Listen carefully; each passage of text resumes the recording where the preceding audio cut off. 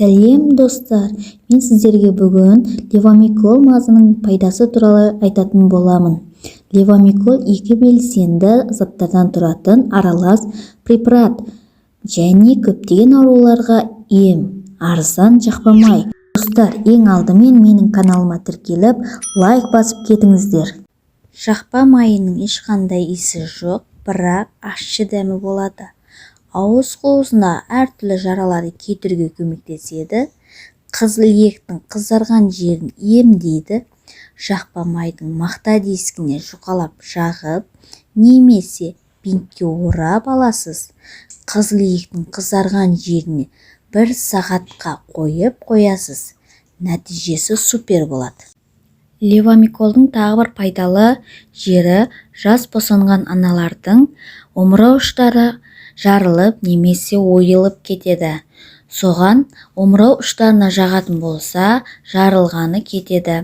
Ең алдымен бізге бір талжаңғақты аламыз, оны 2-ге бөліп аламыз, іші сыртын жақсылап жуып, омырау ұшымызды да жылы сумен тазалап аламыз.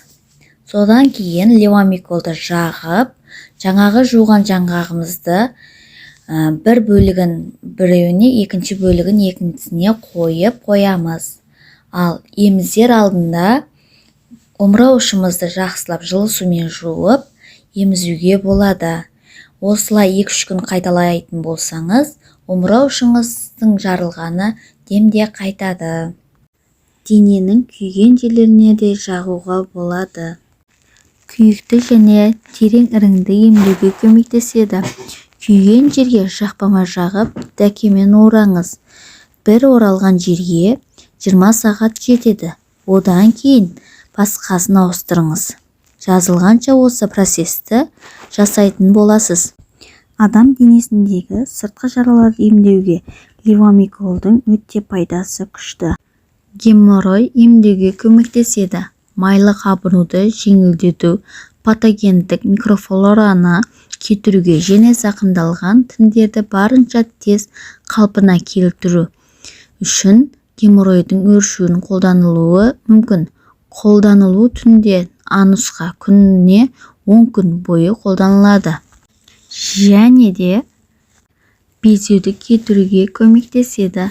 Мақта таяқша көмегімен безеуге жағып, 2-3 сағатқа қалдырасыз. Осылай 2-3 күн жақсаңыз, соңында құрғап, безеу кетіп қалады. Достар, менің каналым сіздерге ұнаған болса, қуаныштымын.